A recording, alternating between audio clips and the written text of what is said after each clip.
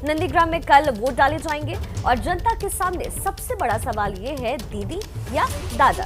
जिस ममता को शुभेंदु मां कहते थे, उनके खिलाफ खड़े हैं और जिस शुभेंदु में ममता की पार्टी अपना भविष्य देखती थी, आज ममता उनको ही गद्दार कह रही है।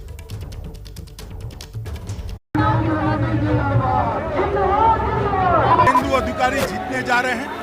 भारतीय जनता पार्टी का विजय इस सीट पर निश्चित है। मोदी, मोदी, मोदी, मोदी, मोदी। और जो हमसे टकराता है वो चूर चूर हो जाता है। ममता बंदोपाध्याय क्या हाराबो? नंदीग्राम की क्रांतिकारी विरासत पर किसका हक? सारा पृथ्वीতে একটাই নাম থাকবে, মনে রাখবেন, नंदीग्राम, नंदीग्राम, नंदीग्राम। नंदीग्राम अजब पशुपेश में है।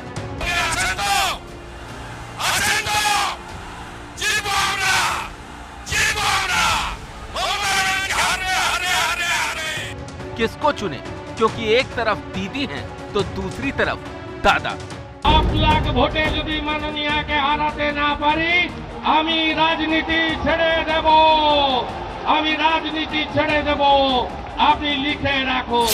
नंदीग्राम के साथ दोनों का ही लंबा जुड़ाव रहा है, लेकिन सियासत की यही विडंबना है कि अब तक जिस नंदीग्राम ने दोनों को साथ साथ देखा था, अब वही नंदीग्राम इन दोनों के बीच चल रही वर्चस्व की लड़ाई का अखाड़ा बन गया है। 8 लाख ভোটে যদি মাননীয়াকে হারাতে না পারি, আমি রাজনীতি ছেড়ে দেব, আমি রাজনীতি ছেড়ে দেব, আপনি লিখে রাখো। तो सोनार बांग्ला बनाएगा। बोलो दिल्ली को तो बेच दिया, दिल्ली का लाल किला को बेच दिया, कब ताजमहल को बेच देंगे, इंडियन रेलवे को बेच दिया। 15 साल पहले तक नंदीग्राम एक आम गांव की तरह था, लेकिन वो मार्च का ही महीना था जब ये गांव अचानक सुर्खियों में आ गया था। वो तारीख थी 14 मार्च। नंदीग्राम में SEZ बनाने का विरोध कर रहे प्रदर्शनकारियों पर पुलिस ने गोलियां चलाई और इसमें 14 प्रदर्शनकारी मारे गए। नंदीग्राम में हुआ ये गोलीकांड 34 साल पुरानी लेफ्ट सरकार के ताबूत की आखिरी कील साबित हुआ और इसी ने ममता के सत्ता में आने का रास्ता तैयार किया। इस आंदोलन की नायिका भले ही ममता बनर्जी थी, लेकिन उनकी जमीन तैयार करने का काम किया था शुभेंदु अधिकारी ने। कैसे नंदीग्राम के संग्राम की स्क्रिप्ट तैयार हुई, पहले वो जान लीजिए। बुद्धदेव सरकार ने राज्य में औद्योगिकीकरण की योजना तैयार की थी। तत्कालीन मुख्यमंत्री ने इंडोनेशिया के सलीम ग्रुप को नंदीग्राम में केमिकल हब बनाने के लिए 10,000 एकड़ जमीन देने की घोषणा की थी। नंदीग्राम में 48,000 करोड़ का इन्वेस्टमेंट होना था। भूमि अधिग्रहण का स्थानीय किसानों ने विरोध किया, लेकिन लेफ्ट सरकार अपने फैसले पर अडिग थी। 2006 चुनाव में सिर्फ 30 सीटें जीत पाई ममता ने नंदीग्राम की चिंगारी को पकड़ लिया। दूसरी तरफ शुभेंदु अधिकारी के नेतृत्व में यहाँ भूमि उच्छेद प्रतिरोध कमेटी बनी और इसने विरोध की कमान अपने हाथ में ले ली। इसी आंदोलन के दौरान ममता शुभेंदु की करीबी बढ़ी और वो उनके सबसे विश्वस्त बन गए। दिसंबर 2007 में ममता बनर्जी ने यहाँ लंबा उपवास किया। यहाँ बन रही फैक्ट्री का काम रुकवा दिया गया। 2 जनवरी 2007 को CPM समर्थकों और प्रदर्शनकारियों के बीच हिंसा हुई। इस दौरान 6 लोग मारे गए। फैक्ट्री एरिया के पास प्रदर्शनकारियों का कब्जा हो गया। पुलिस और सरकारी कर्मचारियों के आने पर बैन लगा दिया गया। प्रदर्शनकारियों के इस उग्र तेवर को काबू करने के लिए बुद्धदेव सरकार ने पुलिस बल भेजा, लेकिन फायरिंग में 14 लोगों की मौत के बाद दांव उल्टा पड़ गया। माहौल बनता देख ममता ने अपने कदमों से 14 किलोमीटर तक नंदीग्राम को नाप दिया। वो संघर्ष आज भी उनकी आंखों में बसा है, जुबान पर चढ़ा है। 2011 चुनाव में नंदीग्राम बंगाल की राजनीति में बदलाव का प्रतीक बन गया था। वही नंदीग्राम एक बार फिर परिवर्तन का पैमाना बन चुका है। जिस नंदीग्राम से ममता शुभेंदु की दोस्ती मजबूत हुई थी, वही नंदीग्राम इस बार उनकी दुश्मनी का गवाह बन रहा है। शिखा, ये है नमस्ते भारत। हम न केवल आपको खबरें बताते हैं बल्कि खबरों का इतिहास बताते हैं। अब आपकी समझ में आया होगा कि नंदीग्राम के लोग क्यों इस वक्त पशुपेश में हैं। बात बंगाल की हो ही रही है तो बंगाल में फिल्मी सितारों पर लोकसभा में भी दावा आजमाए गए हर पार्टी द्वारा, और इस बार विधानसभा में आजमाए जा रहे हैं। और वो सितारे हैं कि कभी प्रचार से मना करने लगते हैं तो कभी किसी को थप्पड़ जड़ देते हैं। আমি নুসরত জাহান রুহি জैन।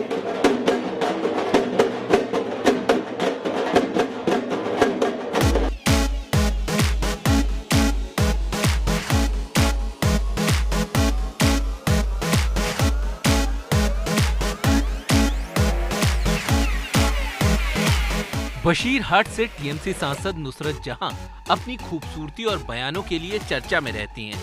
अब एक बार फिर नुसरत जहां चर्चा में हैं। इस बार चर्चा एक वीडियो के चलते है। पहले ये वीडियो देख लीजिए।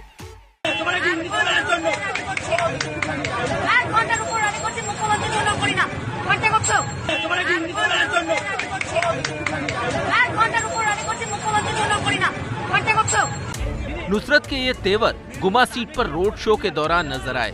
वो यहाँ के प्रत्याशी नारायण गोस्वामी के लिए प्रचार कर रही थी। भीड़ और कड़ी धूप में अचानक नुसरत को गुस्सा आया। वो रोड शो को बीच में ही छोड़कर चली गई। इस वीडियो को बीजेपी ने ट्विटर पर अपलोड कर दिया। बीजेपी यही नहीं रुकी, इस वीडियो के बहाने उन्होंने तंज भरे कई तीर भी छोड़ दिए। इसके बारे में कोई टिप्पणी नहीं करूंगा, ये उनका निजी पार्टी का मामला है। वो अपने नेता के प्रति उनका कितना सम्मान है इससे साफ प्रकट होता है। हालांकि इस मामले पर टीएमसी प्रत्याशी नारायण गोस्वामी सफाई दे रहे हैं, लेकिन इसने विरोधियों को हमला करने का मौका तो दे ही दिया है। যে অভিনয় জগৎ থেকে মানুষের সেবায় আসেন, এটা খুব ভালো কথা, কিন্তু অভিনয় জগতে এখানে এসে সেই নাটকটা অনেকে ধরেই রাখেন। আমার এই ভিডিওটা নিয়ে সন্দেহ আছে। ভিডিওটা এখন দেখুন টেকনোলজির অনেক রকমের বিষয় থাকতে পারে। যে তৃণমূল সেলিব্রিটিদের কিনে নিয়ে আসে, পয়সা দিয়ে কিনে নিয়ে আসে। তা 1 ঘন্টার চুক্তি হয়েছিল সেলিব্রিটির সাথে, সেই চুক্তির টাকার মেয়াদ ফুরিয়ে গেছে, উনি চলে গেছেন। एक तरफ दीदी हैं जो व्हील चेयर पर घूम घूम कर कड़ी धूप में एक के बाद एक रैलियां और रोड शो कर रही हैं। दूसरी तरफ उनकी पार्टी की ही सांसद 1 घंटे में ही मैदान छोड़कर भाग गई। अब नेता बन गए तो क्या, हैं तो सेलिब्रिटी ही। धूप में इतना घूमने की आदत भला कहाँ है नुसरत जहां को। इधर आके ना सब छोटा मोटा बात में हम नहीं फंसेंगे। हम सिर्फ जनता से रहेंगे, नंदीग्राम से रहेंगे। नंदीग्राम के मिट्टी को हम शरण में रखेंगे और उसको प्रणति जनाएंगे। वैसे बीजेपी भले ही नुसरत जहां को घेर रही हो, लेकिन उसके अपने सेलिब्रिटीज भी माशाअल्लाह हैं। अब बाबुल सुप्रियो को ही लीजिए, पारा ऐसा चढ़ा कि एक लड़के को ही थप्पड़ रसीद कर दिया।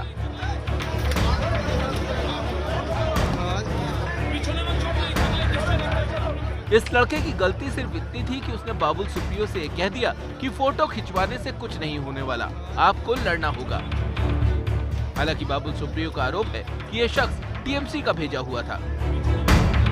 वैसे बाबुल की खींच तो बनती है, अच्छे खासे सांसद ही नहीं माननीय केंद्रीय मंत्री भी हैं। अब पार्टी ने उन्हें टॉलीगंज से चुनाव में उतार दिया है। फिर से मेहनत करनी पड़ेगी और इस मेहनत का हासिल क्या होगा, सांसद से विधायक बन जाएंगे बस। चलिए, वो कहावत है ना, देर आए दुरुस्त आए। नुसरत आ तो गई प्रचार करने के लिए, लेकिन जिस अंदाज में आई वो बड़े सवाल खड़े करता है।